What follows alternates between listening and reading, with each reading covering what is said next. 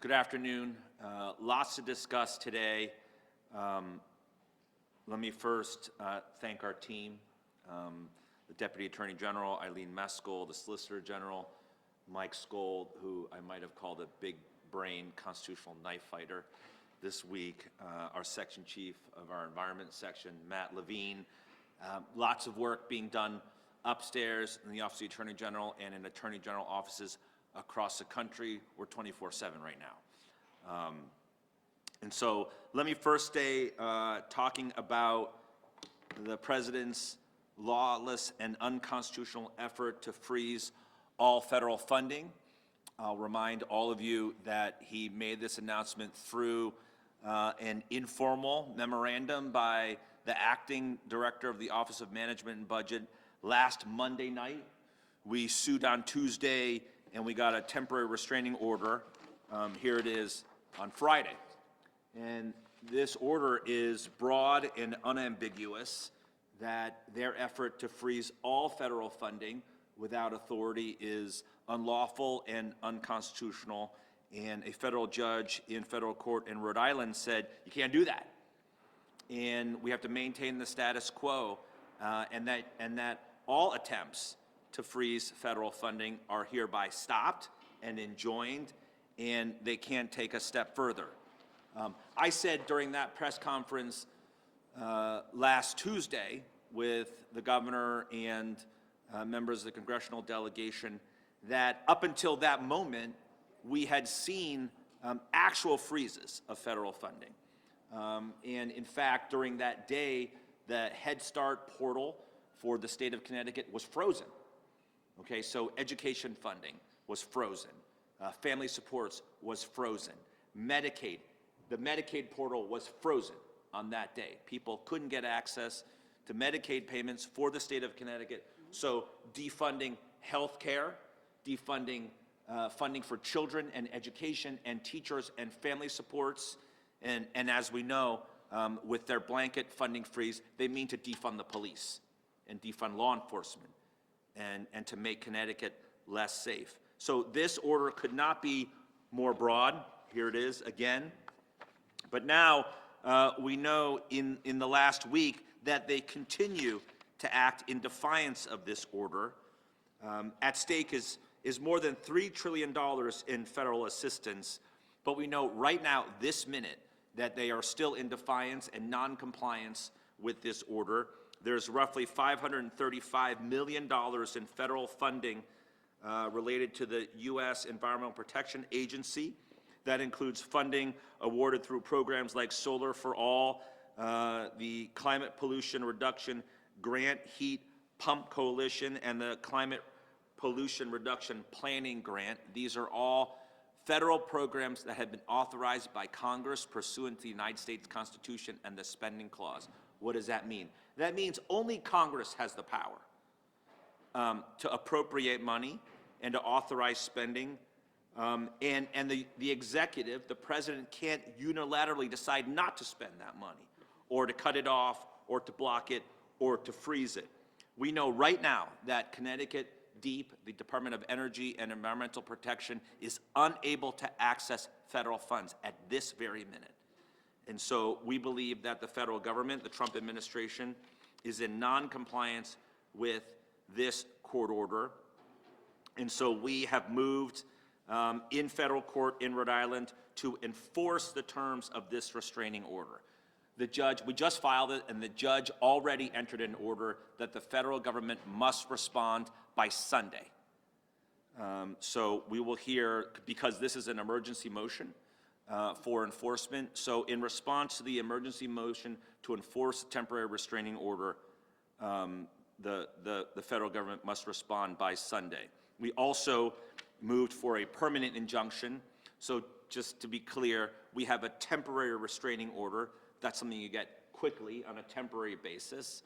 And now we've moved for a preliminary injunction that will last longer and forestall the president and his cronies from taking the unlawful and unconstitutional action that they have taken. Speaking of unlawful cronies, Elon Musk and his DOGE group, I hate the acronym DOGE, so I'll try not to use it. But this is so utterly unlawful that the Treasury Department and other federal agencies have literally opened the door to people who have no authority to come in and have given them not just read access, but read write access, access to stop payments, to authorize payments or stop payments, to rewrite code in our federal technology systems. They have, as far as we can tell, nearly unfettered access to our technology systems and various federal agencies. This, in my view, represents the largest data breach in American history. That's what we're talking about. President Trump, Elon Musk, the DOGE band of tech bros have now committed the largest data breach in American history. And our data, my data, your data, our social security numbers, information about our banking, about our financial situation, each of us, the financial details of states is now exposed. And Elon Musk has referred to this as the second American Revolution. It is not that. It is a rebellion from within. It is utterly lawless, unconstitutional, not authorized, and there are two essential parts to this. Number one, they have committed the largest data breach in American history. So, in terms of our nation and states' privacy laws, we are exposed. We're at great risk right now because people without authority are in there. They have access to our data and our information. The second thing that is utterly unlawful and dangerous is now they're in there and they're able to block payments. And they have said that their stated goal is to pave the way for the administration to dismantle, slash, and restructure federal programs and services unilaterally, without Congress, by themselves. They have no power at all. There's no conceivable rationale. There's no reasonable conception of presidential power or executive power that enables them to do this. And so what are we talking about here? We're talking about Social Security benefits, Social Security payments that my parents receive, okay? Veterans benefits and payments that people rely on to live. For states, Medicaid, FEMA, burn JAG grants. What are those? Those are law enforcement grants. What did I say before? They're not just defunding Social Security, veterans benefits, Medicaid, FEMA. They're defunding the police. That's what Donald Trump wants to do. That's what Pam Bondi wants to do. Defund the police and education funding and schools and foster care. And he's given access to a system that is managed by the Bureau of Fiscal Services, BFS, to which, before this moment, very few people had access. It covers 1.2 billion transactions a year, 90% of all federal payments, and right now, this minute, totally unauthorized tech bros are in there right now doing whatever the hell they want. That's where we are in this country. It enrages me, honestly, and it should enrage everybody here in Connecticut and across the country that this is where we are, that people have unfettered access to do whatever they want. Nobody elected these people. Nobody died and made them God, and yet they're exercising that level of control. And so for that reason, the states will be filing a lawsuit imminently. Our coalition of states, it is at least 11 states and growing, but we expect to file suit on that very shortly. The final thing I want to talk about is our argument today in federal court. I traveled to Boston as part of our multi-state coalition, 19 states, including the District of Columbia and the city of San Francisco. It was argued very capably by, first of all, a lawyer for a Jane Doe who's about to give birth to a baby, and how denying her baby birthright citizenship will impact her and her family. It was very compelling oral argument. And then we are well represented by senior lawyers from New Jersey and Massachusetts. The argument went very well, and though there are preliminary injunctions in Maryland, I think, right now, and also in Washington federal court, we think it went very well. We expect the judge in Boston to take our arguments very seriously, and we hope for a successful result there. So, lots going on, but to summarize, we are going to sue on DOGE imminently for Elon Musk's unconstitutional, lawless, unauthorized invasion of our personal information and the federal government's financial systems. And we're going to do everything we can to stop them from continuing this misconduct and lawlessness. With that, I'm happy to take questions. In regards to the cyber breach, the Elon Musk thing, what specifically is at stake? Why should everyone be enraged? Your Social Security numbers. You know, all the information that the federal government collects about us, about our financial activities, anything that Treasury has about people and about states is at risk. And so there's the privacy component, there's our personal information, but then there's what they're able to do with payments. And so that second piece, blocking Social Security payments, blocking payments to veterans, Medicaid, criminal justice and law enforcement grants, education funding, foster care, all of that is at risk.